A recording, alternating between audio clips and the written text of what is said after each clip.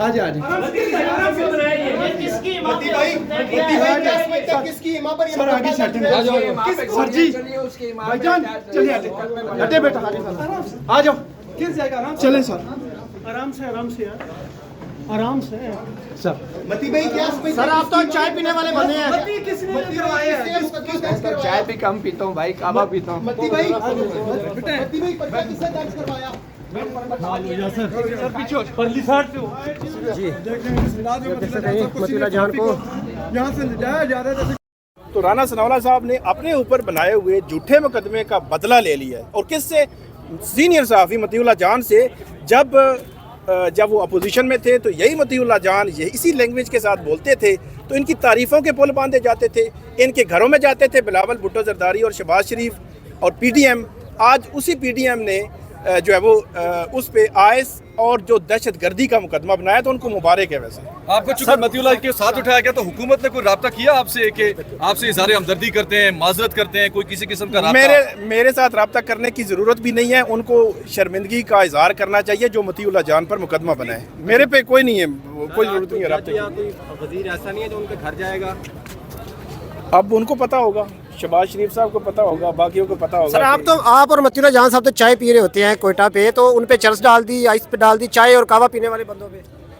अब उनसे पूछा जाए ये क्यों आयस डाली है, मनशियात खरीदो फरोख्त ये वो सब कुछ डाल दिया है, तो दहशतगर्दी भी डाल दी है। और मतलब हैरान कुन माहौल है कि अदालतें भी रिमांड दे रही हैं। ये सबसे ज़्यादा अफसोसनाक है कि अदालतें रिमांड भी दे रही हैं। इन्फॉर्मेशन क्या थी, किस वजह से उठाया गया? कुछ इन्फॉर्मेशन नहीं थी। बाकी मेरा ख्याल है इन्फॉर्मेशन नहीं होती फिर भी होती है। लास्ट क्वेश्चन साहब, लास्ट में बताइएगा, आप मतीउल्लाह जान के साथ वहाँ पर मौजूद थे इस वक्त, आपको लेकर भी लोग कह रहे हैं कि आपके पास जो मंजर कशी आप कर सकते हैं वो कोई नहीं कर सकता, क्योंकि आप मतीउल्लाह जान साहब के साथ वहाँ पर मौजूद हैं, यानी शाहिद हैं। ये हुआ क्या, ज़रा बताइएगा। साकिब बशीर साहब ज़रा बताइएगा, ज़रा मंजर कशी कीजिएगा उस वक्त की जब ये वक़्वा हुआ, ये सारा कुछ हुआ, ज़रा बताइएगा हमारे व्यूअर्स को। वो सारा कुछ पहले बता चुके हैं।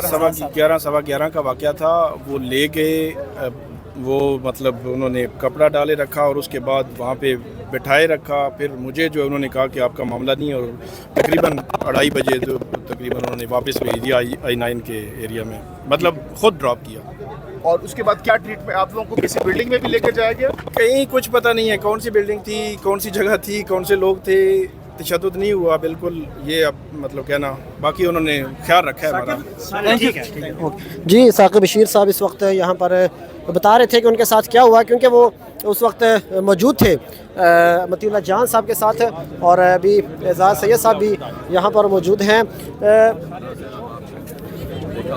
सुबह से ये उनके साथ हैं, और जो मतीउल्लाह जान की वकील हैं ईमान मज़ारी साहबा, वो इस वक्त गुफ्तगू कर रही हैं, उनसे आपकी गुफ्तगू करवाते हैं।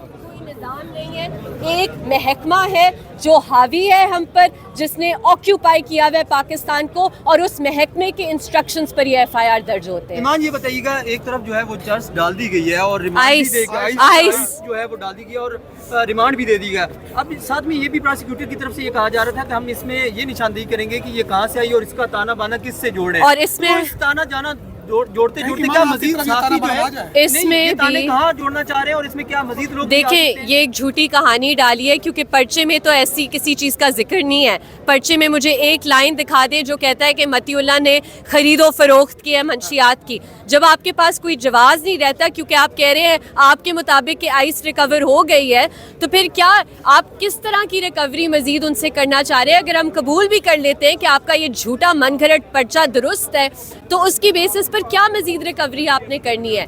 मतीउल्लाह जान कोई ड्रग डीलर है? फॉर गॉड से यही करना चाह रहे हैं कि वो मैं जज को नहीं जी हम इस ऑर्डर को चैलेंज करेंगे, हम क्रिमिनल रिवीजन में चैलेंज करेंगे, हम FIR की क्वॉशमेंट सीख करेंगे, और अगर देखिए हम कल सुबह फाइल कर देंगे, कोई मसला नहीं है, हम इसे चैलेंज करेंगे, हमारे पास लीगल ऑप्शंस अवेलेबल है और हम वो सारी अवेल करेंगे। बट मकसद और ये पॉइंट नहीं है, ये पॉइंट मैं आप सब सहाफ़ियों को कहना चाहती हूँ।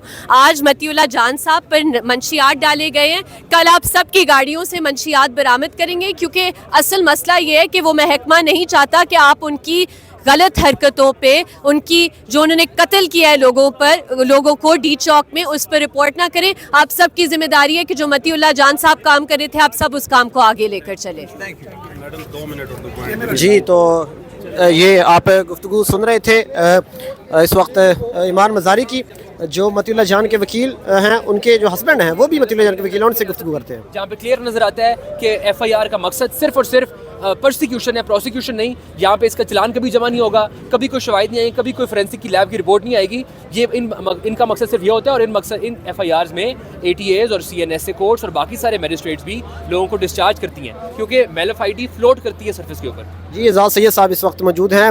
اعزاز سید صاحب, سر آپ کی ملاقات ہوئی مطیع اللہ جان صاحب؟ جی میری مطیع سے ملاقات, مطیع اللہ کا حوصلہ بلند ہے, اور جو جھوٹا مقدمہ جو دائر کیا گیا اس کے اوپر ہم تو ظاہر ہے اس پہ حیران ہی ہے, لیکن مطیع اللہ ہنس بھی رہا ہے اس بات پہ کہ یار یہ کیا مقدمہ ہو رہا ہے. سر جس وجہ سے مقدمہ درج کیا گیا کہ وہ لاشوں کی نشاندہی کر رہے تھے, آپ کی اطلاعات کیا ہیں, کتنے لوگ اس وقت جہاں باقی؟ مطیع اللہ نے جو ثاقب کے ساتھ تفتیش کیا اس میں 2 جو اسلام آباد کے سب سے بڑے ہاسپٹل ہیں ان میں 5 لاشیں ہیں, ان کے 5 افراد مرے ہیں. 2 ڈیڈ باڈیز تھیں پیمز میں اور 3 تھیں پولی کلینک میں. یہ ان دونوں کی تحقیق ہے, یہ میری تحقیق چھوڑ دیجیے, یہ ثاقب کی اور مطیع اللہ کی تھی. سر سارا تھی مطیع اللہ جان سے جو پی ٹی آئی کی احتجاج میں لاشوں کی خبر تھی, یا جو ایک رینجرز گاڑی کو واقعہ ہوا تھا, یہ ان کو بڑا مہنگا پڑ گیا. تو اور پھر اب یہ بھی پتہ چلا کہ مطیع اللہ جان صاحب اسمگلر بھی ہے, وہ خرید و فروخت کا کام بھی کرتے ہیں. تو آپ بڑے قریب سے جانتے ہیں, ہم تو جانتے ہیں, لیکن آپ کا بڑا کلوز تعلق ہے.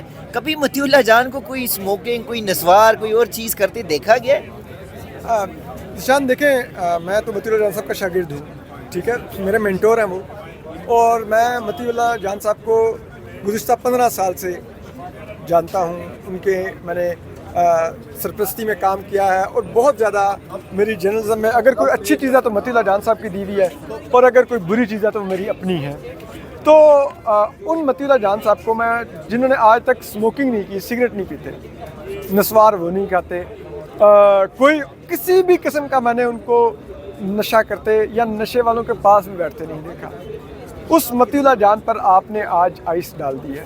اس سے زیادہ کیا شرمناک ہوگا یار, ایک شخص نے 4 دہائیاں دی صحافت کو, ٹھیک ہے, اور 90 کی دہائی سے انہوں نے صحافت شروع کی, radio Pakistan, P T V, writers, international media, local media, private media, اخبارات. آپ نے کئی سال بے روزگار رکھا, لیکن وہ شخص کچھ اور بھی کر سکتا تھا, لیکن وہ صحافت سے چمٹا رہا, ٹھیک ہے.